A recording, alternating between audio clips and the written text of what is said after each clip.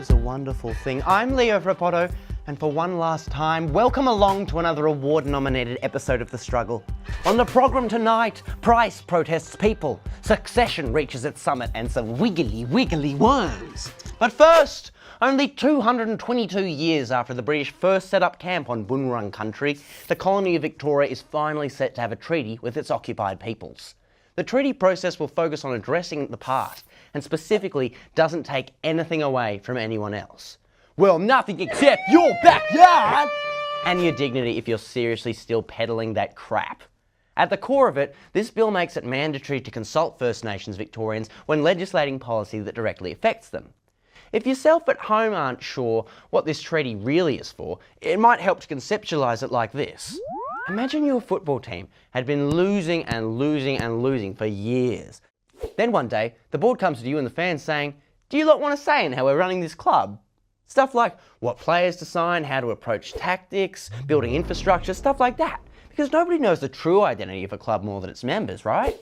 Maybe you're still thinking that that level of influence should be kept for the CEO, but now imagine that that same club's management had spent the last 2 centuries committing cultural genocide against its fans. And yet, those fans kept getting back up, supporting their community, fighting proudly for survival and acknowledgement, all in the face of literal Nazis?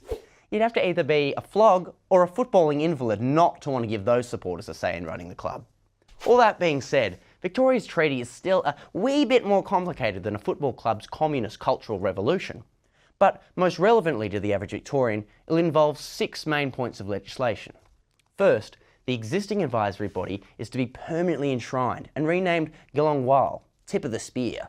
Gilongwal will be consulted by the state government on any First Nations relevant policy. Now, I always operated under the assumption that all government policy was based on stakeholder consultation, but it's reassuring to know that, at least in this case, the bare minimum of due diligence is now law. The body will also advocate for the adoption of place names from our local language, hopefully meaning less airports west and more Moorabbins. The bill also calls for a Rudd-style in-Parliament apology from the Victorian Government to First Nations people, as well as the establishment of truth-telling and accountability bodies. The reconciliation process is to be bolstered too, with classes from prep to year 10 that would more accurately discuss the impact of colonisation on our First Peoples.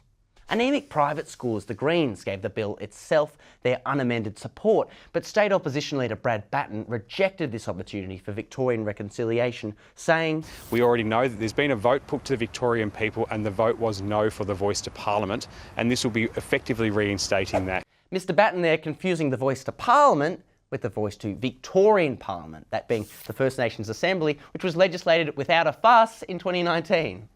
What has been consistently rejected in the time since is the Victorian Liberal Party. But we don't punch down on this show.